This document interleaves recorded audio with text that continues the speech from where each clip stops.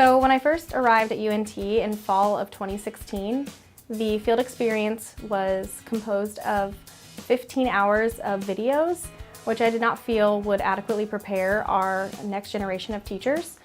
So when I came across this opportunity, it allowed for a partnership to form between UNT and communities and schools of North Texas, particularly for literacy, to help students in the community and also help shape our educators with preparing students. So it was a field experience that was born out of this partnership and this whole UNT Career Connect experience.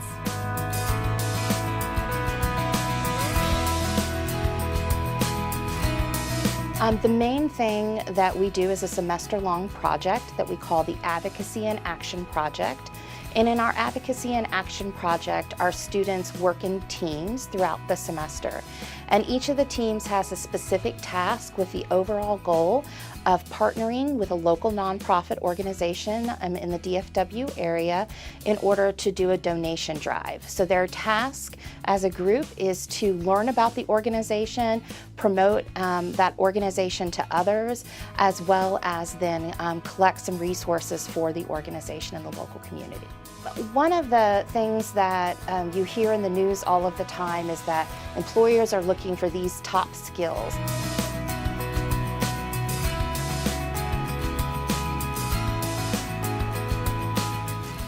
So this is the second semester that I've implemented this, and I'm still getting emails from students last semester who share with me when they see visions of inquiry, when they see inquiry in the world and how it's changed their perspective.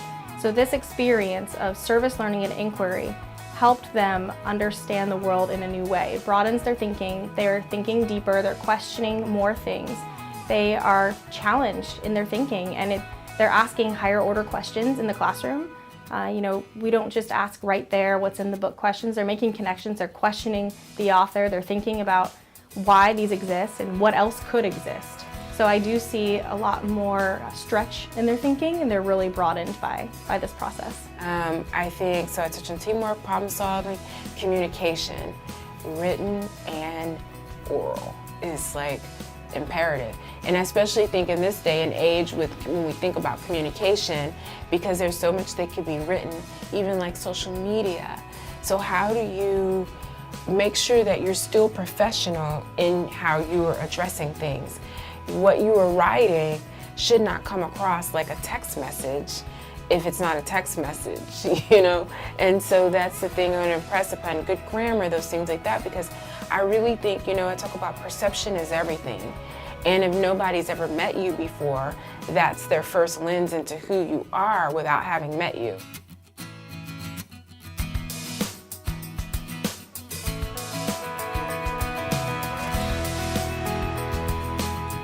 We have them use the portfolio technology to really go in and show how they're developing their students based on the outcomes that we have for the program. And so they get to take all the great things that they're doing and working with their students and really put it in a place so they can go and show that. And I think it helps because we have it in such a general way that they can really talk about these experiences to different employers or different people in different groups to say, I'm really good at developing people in communication efforts. I'm really great at exposing diversity to students. I'm really great at building inclusive programs. And so they have the opportunity to do that, and then we have them present on that experience. And we get to see the magic of them actually learning, and we also get to see how they help their students learn. They don't just say and look back on this 15 hours of working with that child. They can say, using problem-based learning and inquiry, thinking critically, so the idea of looking out there and reading literature about the topic and digging deep into what's been done on that topic and figuring out how they can help their students, then they can take that portfolio and apply for a job.